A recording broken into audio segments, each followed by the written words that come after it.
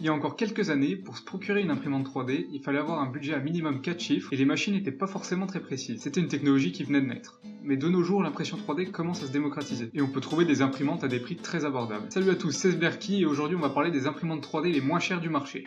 La Lewy Play. La Play est une imprimante de conception espagnole destinée aux particuliers. Elle utilise la technologie de dépôt de filaments. Attention cependant car le kit que vous achetez sur leur site se limite au châssis en métal. On trouve aussi le support de l'extrudeur, le plateau d'impression, les arbres métalliques et les fichiers STL des pièces à imprimer pour construire votre imprimante. Sauf que tout ce qui est électronique, donc les moteurs, la hot end, la carte électronique, tous les fils, et les pièces à imprimer en 3D ne sont pas inclus. C'est à vous de vous les procurer. Donc cette imprimante peut imprimer avec tous les types de filaments et elle est modulable. Vous pouvez donc rajouter par exemple un plateau chauffant, un écran ou un double extrudeur, mais le prix va augmenter en conséquence. Donc le kit de base sans les composants avec le châssis et tout ce qu'on a évoqué avant est disponible au prix de 69 € pour une capacité d'impression de 10 par 10 par 13 cm. Donc certes c'est pas cher mais faut acheter la plupart des composants à côté.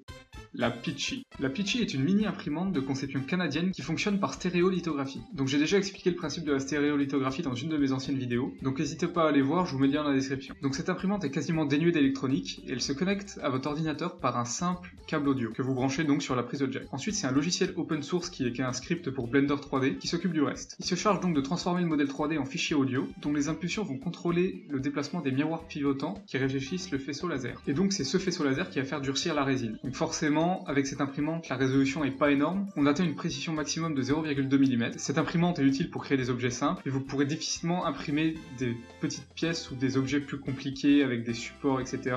avec. En ce qui concerne le volume d'impression, il est ajustable, parce qu'en fait, quand vous achetez l'imprimante, vous avez plusieurs réservoirs et plusieurs volumes d'impression différents, donc c'est vous qui choisissez ce que vous voulez. Et ici, le prix est de 100 $, donc c'est-à-dire environ 84 €. Donc cette imprimante est un bon compromis pour se lancer dans l'impression par SLA, qui est encore une technologie qui reste relativement chère, normalement. Holo.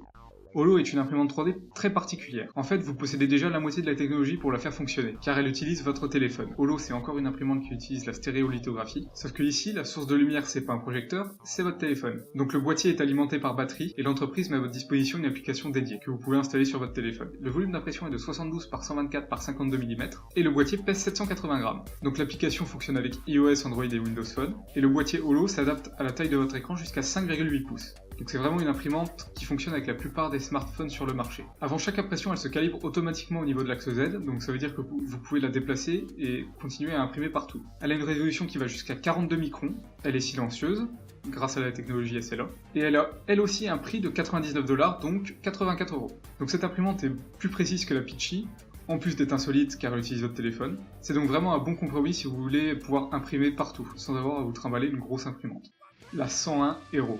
Donc tout en haut de notre classement, on retrouve la 101 €. Cette imprimante est décrite comme la moins chère du monde. Les créateurs disent aussi qu'il est aussi facile d'imprimer avec que de compter jusqu'à 3. C'est une imprimante 3D créée pour être très facile à utiliser. Donc elle imprime par dépôt de filaments, elle peut imprimer avec à peu près tous les filaments qui existent, donc PLA, nylon, ABS, et elle a une précision jusqu'à 50 microns, donc c'est pas mal. Donc son principe de fonctionnement, c'est que vous mettez le fichier G-code qui contient votre objet sur une carte SD, vous mettez cette carte dans l'imprimante et vous allumez, et là, votre objet s'imprime. La capacité d'impression est de 219 par 253 par 327 mm, et le Kickstarter du projet a récolté 434 000 $ sur un objectif de 20 000 $. Donc on peut dire que c'est plutôt un gros succès. Tout ça pour au final une imprimante au prix de 50 $, soit environ 42 €. On a donc ici une imprimante 3D moins chère qu'un jeu de PS4. Donc vous avez plus d'excuses pour pas en avoir une. C'est donc vraiment la solution la plus abordable pour imprimer à un moindre coût, et c'est difficile de trouver moins cher que cette imprimante, à moins que vous vous lanciez vous-même dans la construction de votre propre imprimante bien sûr. Et vous, laquelle de ces imprimantes vous étonne le plus? N'hésitez pas à me le dire en commentaire, et donc si la vidéo vous a plu, n'hésitez pas à l'aimer et à la partager, et bien sûr abonnez-vous à la chaîne, et à la prochaine pour une nouvelle vidéo.